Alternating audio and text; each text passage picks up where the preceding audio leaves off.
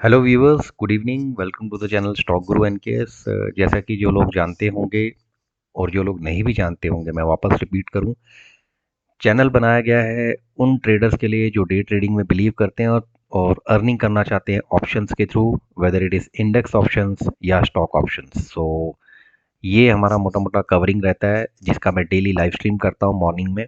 और as and when time permits I do another stream at afternoon. So stream period ज़्यादा नहीं रहता है, 1 आवर तक रफली रहता है दोनों टाइम, जब दोनों स्ट्रीम्स करता हूँ। बट इम्पॉर्टेंट ये है कि वो पीरियड जब सबसे ज़्यादा अर्निंग अपॉर्चुनिटीज़ होती है तब स्ट्रीम करता हूँ। तो सबसे पहले चैनल को सब्सक्राइब करना है, अपने बेल आइकन दबा के इस चैनल को पुश करना है।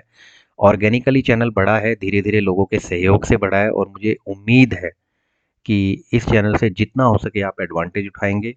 साथ में मैं रोज एक एनालिसिस वीडियो देता हूं, जैसे कि आज दे रहा हूं अभी इस समय। और अगले दिन की एक अपने हिसाब से एक प्रेडिक्शन जो मुझे समझ में आती है वो शेयर करता हूं। तो सब कुछ फ्री है आपको। जितना नॉलेज मिले आप उसका फ़ायदा उठाएं। तो लेट्स स्टार्ट। सबसे पहले डिस्कस होगा हमेशा की तरह इंडेक्स इंडेक्स का, दोनों इंडेक्स के बारे में। तो पहले निफ्टी बैंक की तरफ जाते हैं आज। तो आज बेसिकली अगर ओवरव्यू करना है तो मोटी बात यह है कि आज निफ्टी निफ्टी बैंक में निफ्टी अच्छा चला है। तो पहले निफ्टी बैंक की तरफ ही चले जाते हैं, हमेशा की तरह आदत रही है। तो टुडे वॉज ट्यूसडे और येस्टरडे 42,167 इसकी क्लोजिंग थी। वहां से ये ऊपर जरूर खुला, अगर आप देखिए 81 पॉइंट के आसपास, लेकिन कुछ बहुत ज़्यादा सस्टेन नहीं हुआ है। और इसने लो भी बनाया बाद में, जिसमें 42,000 का लेवल भी इसने तोड़ा है। तो इसको हम 5 मिनट्स के चार्ट स्ट्रक्चर में अगर समझने की कोशिश करेंगे अभी, तो शायद मैं आपको समझाने की कोशिश करूंगा इसके थ्रू। तो ध्यान से देखिए, इसका जो सेटअप ऐसा था। सुबह कैंडल जो थी, 5 मिनट के बेस पे मैं बता रहा हूँ, पूरे आप देखिए 9:30 बजे तक कोई हिंट नहीं था। 9:30 बजे के बाद ऐसा लगा कि जैसे ये एक अपसाइड की मूव दे रहा है। लेकिन आप देखिए 376, तो ये 42,300 का लेवल ऐसा था कि जब तक ये पार नहीं होता तो 42,500 का लेवल आना मुश्किल था। तो बैंक निफ्टी अटक गया। इसकी वजह आप देखिए सुबह से, तो यही था कि एचडीएफसी बैंक के अलावा बाकी कुछ खास नहीं हो रहा था। एसबीआई बहुत प्रेशर में था, आईसीआईसीआई भी वीक ही था, इंडस बैंक तो वीक था ही। सिवाय एचडीएफसी के कोई बहुत ज़्यादा सपोर्ट आ नहीं रही थी। थोड़ी बहुत सपोर्ट उसको कोटक की तरफ से आ रही थी। और अगर हम इसको और ज़्यादा समझने की कोशिश करें तो यहाँ पे हमको पता लग जाता है एडवांस डिक्लाइन में पीएसयूज का क्या और पब्लिक प्राइवेट बैंक्स का क्या हाल था आज। ओके, तो देखिए पीएसयू का हाल देखिए। सो सीधी बात है, आप एक कोरिलेशन याद रखना। जब पब्लिक सेक्टर बैंक्स जो है वो दबाव में होते हैं तो बैंक निफ्टी ठीक ठाक दबाव में आता है। इन स्पाइट ऑफ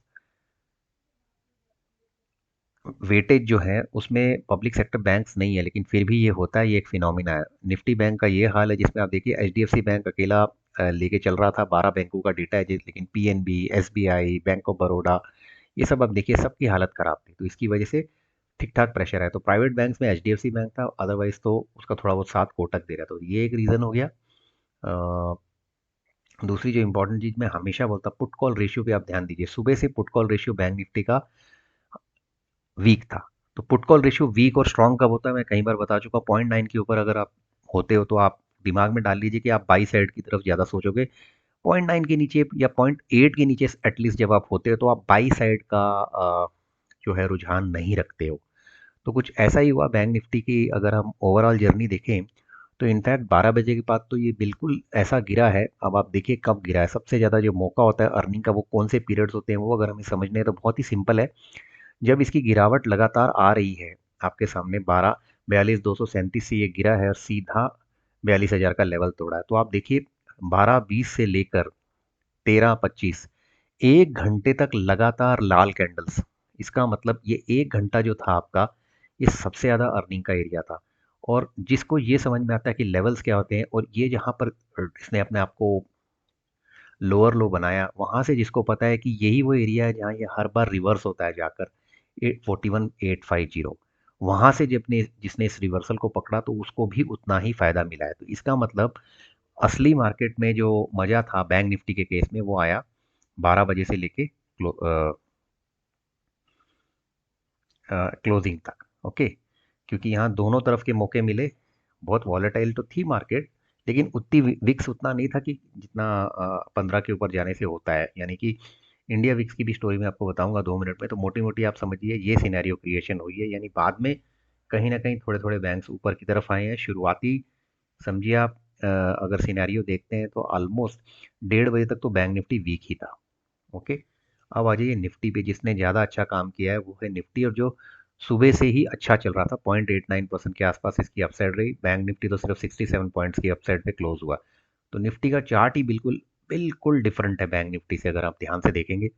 इसका मैं आपको बताऊंगा भी कि इसने सुबह ही ऐसा आपको वाइब्रेंट्स दिया बाइंग साइड का। आप देखिए 9:15 बजे वही निफ्टी और वही निफ्टी बैंक का फर्क देखिए चार्ट्स का। तो इंडाइसेस आपको कौन सा लेना है ये सुबह ही तय कर लेना चाहिए आपको। ये देखिए लगातार सवा घंटा कोई ज़्यादा अड़चन नहीं आई निफ्टी को, और निफ्टी 17,900 की जर्नी करते करते करते ऑलमोस्ट 18,000 तक टच हो गया। उसके बाद डेफिनेटली 10:30 के बाद तो कोई मौका आया ही नहीं, और फिर जो गिरावट थी वो 12 बजे के आसपास, जो 12:30 जो बैंक निफ्टी में आपने देखी वो निफ्टी में भी देखेगी। 18,000 के आगे ये ज़्यादा उस समय कुछ कर नहीं पाया, और नीचे फिर से इसने अपना एक लो बनाया, लेकिन इसने 17,900 को नहीं तोड़ा। और जो लो बनाया ये वहाँ से फिर रिवर्स हो गया। ये रिवर्सल पकड़ना बहुत मुश्किल है, क्योंकि ये किसी भी डेटा में आपको एश्योर नहीं कर रहा है कि क्या यहीं से रिवर्सल होगा नहीं होगा। वो इट वॉज लिटिल टफ। हाँ, नियर अराउंड अगर आप देखिए 13 तारीख से तो इसकी एक सपोर्ट दिखती है, but overall support Nifty bank की नीचे में, निफ्टी की नीचे में 17,850 एक ये ना लंबा सपोर्ट एरिया है। देखिए ये सपोर्ट रेजिस्टेंस बहुत सिंपल है, आपको पता लग जाने चाहिए कि कैसे होते हैं। 18,000 के ऊपर इसके लिए इंपॉर्टेंट ये है। तो जो भी था ये एरिया यहाँ से 1:30 बजे से 3 बजे तक, ये भी जिसने रिवर्सल पकड़ा था उसको मिला। लेकिन इंपॉर्टेंट क्या था, L T, H U L, H D F C twins बहुत अच्छा कर रहे थे। रिलायंस ने पार्टिसिपेट किया, एशियन पेंट्स ने। तो मोटा मोटा पार्टिसिपेशन निफ्टी का बहुत ही ज़्यादा बढ़िया था। आप देखिए अगर हम इसको निफ्टी को समझें सेक्टर के बेस पे, तो आप साफ देख सकते हैं कि एफएमसीजी ने अच्छा किया, एनर्जी बहुत अच्छा गया। आप देखिए इवन कंजम्पशन, रियल एस्टेट, सब जगह पे से इसकी अपसाइड बनी। आईटी ने ठीक ठाक कर लिया, 1.8% इज ऑलमोस्ट 1%। ऑटो भी बुरा नहीं था। आप देखिए मेटल्स वीक था डेफिनेटली। फिनेंशियल सर्विसेज पे प्रेशर था। Pharma was bad, and PSUs were obviously bad. और अगर सेक्टर बेसिस पे जाएंगे, सेक्टोरियल परफॉर्मेंस की जहाँ तक बात की जाए, तो ये मोटी मोटी पिक्चर सामने आती कि पीएसयूज के दबाव में बैंक निफ्टी नहीं चला, और निफ्टी इसलिए चला क्योंकि उसके मोस्ट ऑफ द सेगमेंट्स आज चले।